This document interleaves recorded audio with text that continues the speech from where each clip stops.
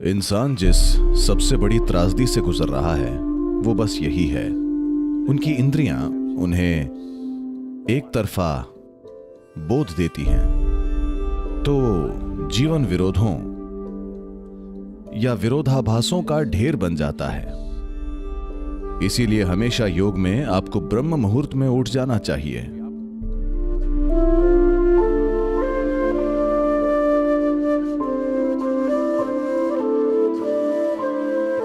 देखिए,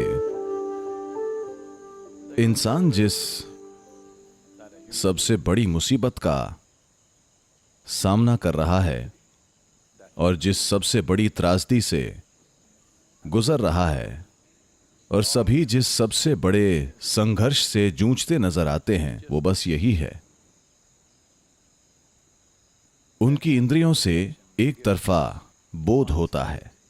अगर आप ये देखते हैं तो वो नहीं देख सकते, आप रोशनी देखते हैं तो अंधकार नहीं देख सकते, आप ध्वनि सुनते हैं तो मौन नहीं सुन पाते।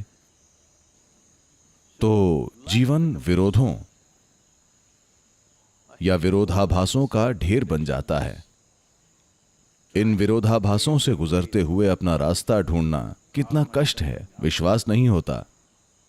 कितना भ्रम और कितना संघर्ष है। If this nearly 8 billion people, if you document what kind of suffering they are going through in 1 year or in 1 day, अगर ये लगभग 1 अरब लोग, अगर आप दस्तावेज बनाएं कि वे कैसे कष्टों से गुजर रहे हैं एक वर्ष में या एक दिन में, बस एक दिन, ये अनंत काल के लिए काफी होगा। ये सब सिर्फ इसलिए क्योंकि उन्होंने जिंदा रहने के साधनों को जानने का साधन मान लिया है। आपको पता होना चाहिए कि रोशनी क्या है और अंधेरा क्या है अगर आप इससे गुजरना चाहते हैं। दुनिया में काम करने के लिए आपको पता होना चाहिए कि कौन पुरुष है कौन महिला। तो ये अंतर बहुत एक तरफा है। वैसे कई मायनों में ये मैंने कहा है, अब तो हर किसी को ये पता है, अब ये आम बात हो गई है क्योंकि मैं इस बारे में कुछ समय से बोल रहा हूं। आप यहाँ एक पुरुष या एक महिला के रूप में बैठे हैं, पर यहाँ इसलिए हैं क्योंकि एक पुरुष और एक महिला का मिलन हुआ था। आपके माता और पिता दोनों आपके अंदर मौजूद हैं। आपका एक महिला या पुरुष होना सिर्फ एक ऊपरी चीज है, पर आपने इसे बहुत गंभीरता से लिया है और आप कितने सर्कस से गुजरते हैं। बस पुरुष या महिला होना दुनिया में कितना सर्कस है। रोशनी और अंधेरे को भूल जाइए, वो ज्यादा पेचीदा है। लिंग सबसे आसान चीज है, लेकिन कितना संघर्ष है, समाज में कितना भ्रम है। इस गलतफहमी के बारे में कितने धर्म और शास्त्र लिखे जा रहे हैं लगातार। बात सिर्फ ये है, आप सोचते हैं कि प्रकाश और अंधेरे के बीच 2 अलग अलग दुनिया हैं, क्योंकि ऐसा ही दिखाई देता है। दिन में दुनिया एक तरह की लगती है, दुनिया दिन में अलग दिखती है, रात के दौरान दुनिया बिल्कुल अलग दिखती है। लेकिन ऐसा नहीं है, दुनिया एक ही है। मुझे लगता है कि आप इस चीज को कुछ हद तक संध्या काल में अनुभव करते हैं। इसलिए सूरज निकलने से पहले उठना हमेशा महत्वपूर्ण होता है, क्योंकि आपको कुछ भी करना नहीं है। अगर आप सिर्फ सतर्क रहकर देखते हैं तो धीरे धीरे आपका बोध बढ़ता जाएगा। इसीलिए हमेशा योग में आपको ब्रह्म मुहूर्त में उठ जाना चाहिए, क्योंकि तब संध्या शुरू होती है।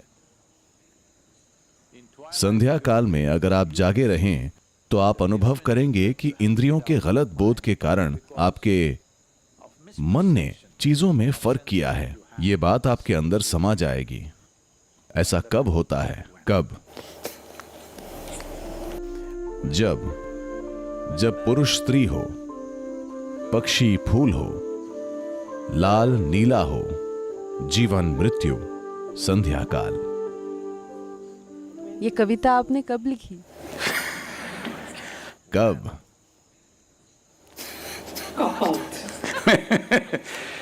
मुझे लगता है 2019 में, जब मैं अमेरिका में था। हमारा III Isha institute of inner sciences एक शानदार जगह है। प्रकृति के लिहाज से हमें अभी वो जगह बनानी है। कुछ बन गई है, बहुत कुछ बनानी है, पर प्रकृति के लिहाज से वो वाकई एक शानदार जगह है। और जहां मैं रहता हूं वहां से आप सूर्यास्त से बच नहीं सकते। सूरज ठीक सामने होता है क्योंकि हम एक चोटी पर हैं और एक घाटी भी है। सूर्यास्त के समय सूर्य आपके स्तर पर होता है। ऐसा आमतौर पर समुद्र किनारे पर होता है, वहां भी थोड़ा सा ऊपर नीचे होता है। यहां सूर्यास्त के समय सूर्य आपके नीचे होता है, तो आप चाहकर भी सूर्यास्त से बिल्कुल नहीं बच सकते। तो जब मैं सूर्यास्त देख रहा था तब मैंने देखा कि कोई भी इस चीज पर ध्यान नहीं दे रहा है। मैं सूर्यास्त की शोभा की बात नहीं कर रहा हूं। सूर्यास्त में एक स्पष्ट बदलाव होता है जहां ये और वो नहीं होता, बस ये और ये होता है।